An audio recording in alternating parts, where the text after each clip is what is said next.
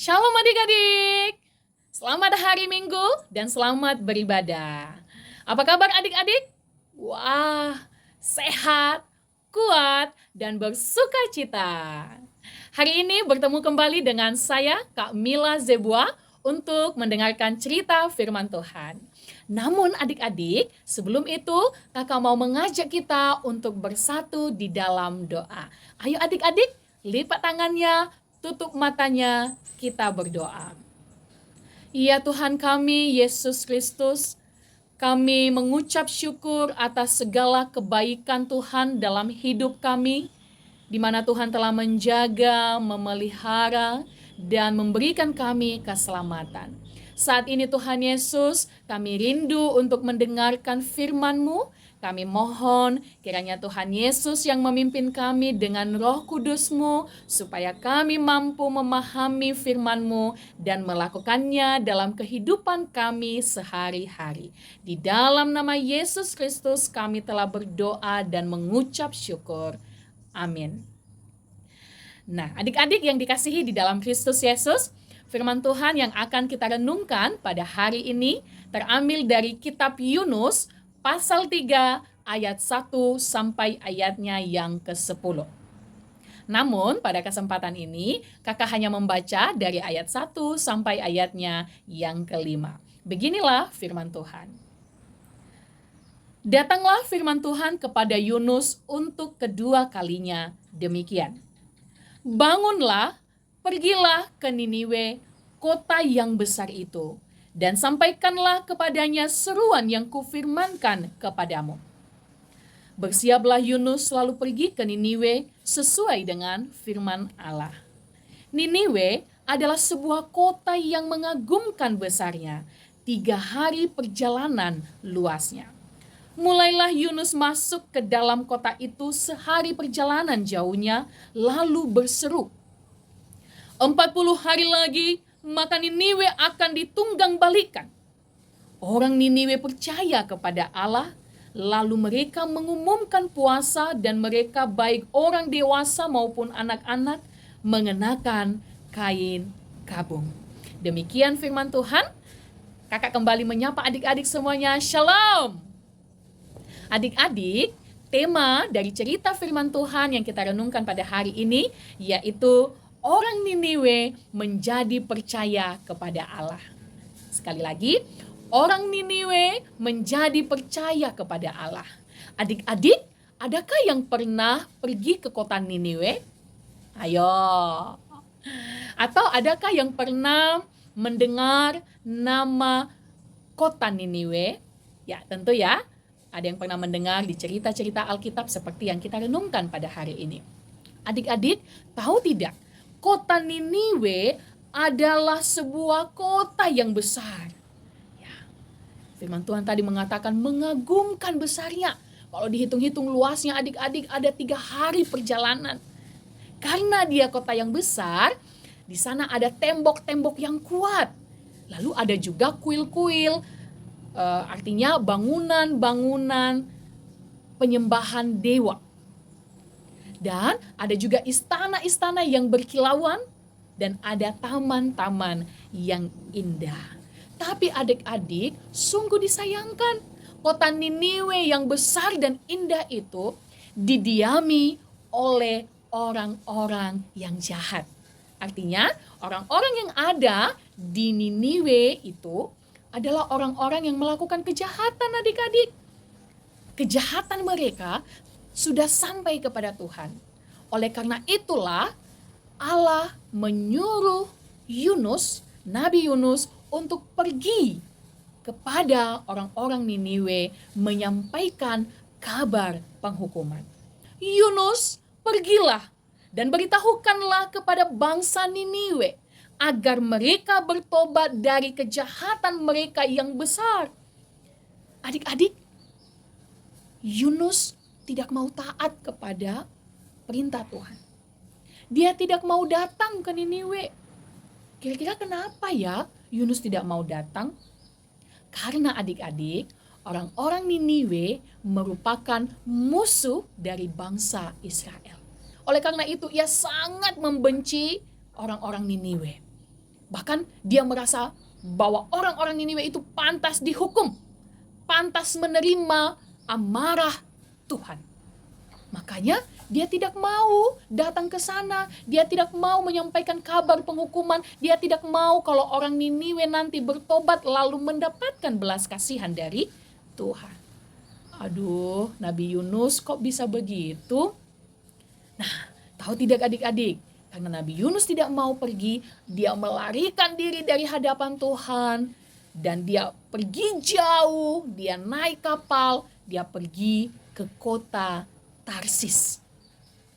Saat dia ada di atas kapal adik-adik, tiba-tiba Tuhan mengirimkan badai yang sangat besar. Badai yang sangat dahsyat. Sehingga kapten kapal, para pelaut dan penumpang yang ada di kapal itu merasa sangat takut adik-adik. Karena kapal itu bergoncang kian ke sana dan kemari dan bahkan hampir hancur adik-adik. Mereka sangat panik, sangat takut. Dan akhirnya mereka mencari tahu apa dan siapa penyebab dari badai ini. Akhirnya adik-adik mereka menemukan bahwa Yunuslah penyebabnya. Kemudian Yunus diambil dan dia dilempar di laut. Setelah dilempar di laut adik-adik, seketika laut menjadi tenang dan badai tidak ada lagi. Wow, kapten kapal, para pelaut sangat terheran-heran. Mereka takjub dengan apa yang terjadi dan mereka sangat bersuka cita. Mereka juga memutuskan untuk percaya kepada Allah Israel, Allah yang hidup. Nah adik-adik, sekarang pertanyaannya, bagaimana keadaan Nabi Yunus yang telah dibuang ke laut? Tiba-tiba ada ikan yang sangat besar yang dikirim oleh Tuhan, dan itu menelan Nabi Yunus. Dan Nabi Yunus pun berada di dalam perut ikan selama 3 hari 3 malam. Adik-adik, Yunus sangat merasa sedih. Dia menyadari bahwa apa yang telah terjadi pada dirinya itu karena dia telah melarikan diri dari panggilan Allah. Itu karena dia tidak mau taat pada perintah Allah untuk pergi ke kota Niniwe. Dia berdoa sepenuh hati kepada Tuhan, memohon ampun dan memohon keselamatan daripada Tuhan. Tuhan yang penuh dengan belas kasihan mendengarkan doa Nabi Yunus dan dia memerintahkan ikan besar itu untuk memuntahkan Nabi Yunus ke darat. Nah adik-adik, untuk kedua kalinya Tuhan kembali memanggil dan mengutus Nabi Yunus untuk pergi ke kota Niniwe. Akhirnya Yunus pun mengikuti perintah Tuhan. Dia mau pergi ke kota Niniwe sehari perjalanan jauhnya. Lalu adik-adik, ketika ia tiba di sana, ia berseru kepada seluruh orang Niniwe. Dia berkata, "Wahai orang-orang Niniwe, aku telah diperintahkan oleh Tuhan untuk datang kepadamu dan memberitahukan bahwa 40 hari lagi Niniwe akan ditunggang balikan. 40 hari lagi Niniwe akan dimusnahkan. Sebab semua kejahatanmu telah sampai kepada Tuhan. Dan jika kamu tidak bertobat, jika kamu tidak meninggalkan semua kejahatanmu, maka kota Niniwe ini akan dimusnahkan." Adik-adik tahu tidak? Mendengar perkataan Nabi Yunus, semua orang Niniwe sangat takut. Dan akhirnya mereka menjadi percaya kepada Tuhan. Mereka mengumumkan puasa. Baik orang dewasa maupun anak-anak dan juga semua ternak-ternak tidak boleh makan dan minum. Dan mereka mengenakan kain kabung. Sebagai tanda apa adik-adik? Sebagai tanda penyesalan atas dosa dan kerendahan diri di hadapan Tuhan. Nah adik-adik, orang-orang Niniwe mau bertobat. Pagi, siang, dan malam mereka selalu berdoa, berseru kepada Tuhan Allah agar mereka mendapatkan belas kasihan dan kota mereka tidak dimusnahkan oleh karena segala kejahatan mereka. Mereka hidup dalam kebenaran, penuh kasih dan kedamaian. Adik-adik, Ketika Allah melihat semuanya itu, ketika Allah melihat perubahan, pertobatan orang-orang Niniwe, maka hati Allah yang penuh dengan kemurahan tidak jadi menghukum mereka. Bahkan dalam ayat firman Tuhan yang kita baca ini, dia mengatakan Tuhan menyesal karena dia telah merancang hukuman, kehancuran bagi orang-orang Niniwe. Dia memberikan kesempatan bagi orang Niniwe untuk bertobat, memberikan pengampunan dan keselamatan. Adik-adik, ketika kakak merenungkan, ternyata Tuhan itu sangat luar biasa. Tuhan Allah itu sangat baik, teramat baik. Meskipun kakak dan adik-adik pernah melakukan kejahatan seperti orang Niniwe, sering berbuat jahat, melakukan dosa, menyakiti teman, berkata kotor, memaki, sombong, iri hati, suka marah, atau apalagi jenis kejahatan yang telah kita lakukan.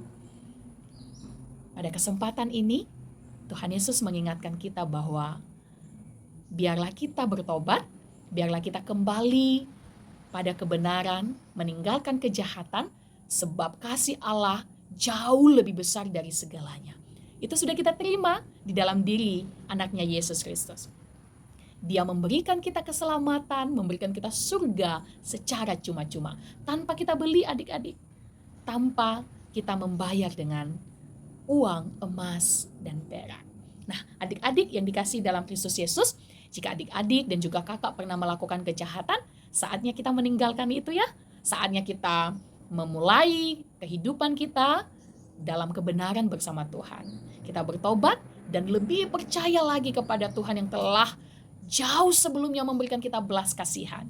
Kita tunjukkan hidup perbuatan yang menyenangkan hati Tuhan.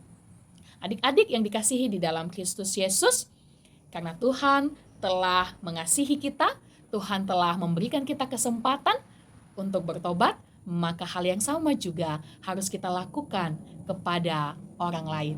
Tentu kita pernah melihat ada teman-teman kita yang melakukan kejahatan ya, bahkan kita sendiri juga pernah melakukan kejahatan. Lalu kadang kita mengatakan, dia tidak layak diampuni, dia layak menerima hukuman, dia layak dipukul, dia layak diberikan sanksi karena kesalahannya. Coba deh bayangkan, bagaimana kalau adik-adik atau kakak yang ada di posisi itu? Kira-kira adik-adik lebih suka diberikan hukuman atau pengampunan? Ada yang suka hukuman? Tidak kan? Tentu baik kakak dan adik-adik, kita lebih suka diberikan pengampunan. Lebih suka diberikan kesempatan untuk memperbaiki perbuatan jahat.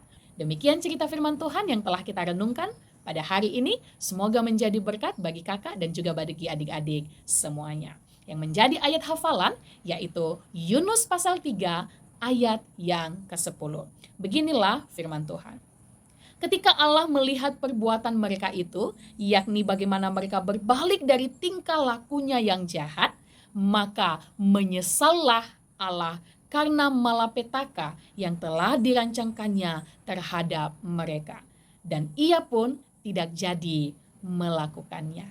Demikian firman Tuhan adik-adik, dan selamat menjadi anak yang selalu percaya kepada Tuhan. Seperti orang Niniwe ya, menjadi anak yang meninggalkan kenakalan, menjadi anak yang meninggalkan perbuatan jahat, melawan orang tua, mencuri, sombong, atau apapun perbuatan-perbuatan yang jahat, itu semua kita tinggalkan. Dan saatnya kita menjadi percaya kepada Allah. Anak-anak yang percaya kepada Allah, tentu dia hidup dalam kemurahan Allah, hidup dalam kasih karunia Allah dengan menunjukkan perbuatan-perbuatan yang baik, baik bagi mama papanya, baik kepada teman-temannya di sekolah, baik kepada abang kakaknya, atau kepada siapapun yang dia jumpai. Dia menunjukkan kehidupan yang percaya kepada Tuhan. Adik-adik menunjukkan kehidupan yang percaya kepada Tuhan Yesus. Nah, adik-adik, sebelum kita mengakhiri cerita firman Tuhan pada hari ini, mari kita kembali bersatu di dalam doa. Ya Tuhan kami, Yesus Kristus, kami sangat bersyukur karena kebaikan-Mu bagi kami. Engkau telah melayakkan kami beribadah dan mendengarkan firman-Mu. Terima kasih Tuhan karena Engkau begitu baik dalam kehidupan kami. Engkau selalu memberikan kami kesempatan untuk bertobat, kesempatan untuk meninggalkan kejahatan dan melakukan apa yang baik demi kemuliaan nama-Mu. Terima kasih untuk segala kemurahan-Mu itu Tuhan. Dan biarlah melalui cerita firman Tuhan pada hari ini, kami semua umat-Mu, kami semua anak-anak-Mu menjadi percaya kepada Allah sama seperti orang-orang Niniwe. Kami menunjukkan kehidupan yang sungguh-sungguh percaya kepada Tuhan melalui perbuatan kami sehari-hari. Dalam perkataan, pikiran, dan juga sikap tindakan kami menjadi berkat, menjadi terang bagi keluarga, bagi lingkungan, dan dimanapun kami berada. Di dalam nama Tuhan Yesus Kristus, kami telah berdoa dan mengucap syukur. Amin. Nah adik-adik, demikian kebersamaan kita pada cerita firman Tuhan di hari ini. Sampai jumpa lagi di lain waktu. Selamat hari Minggu. Shalom. Tuhan Yesus memberkati.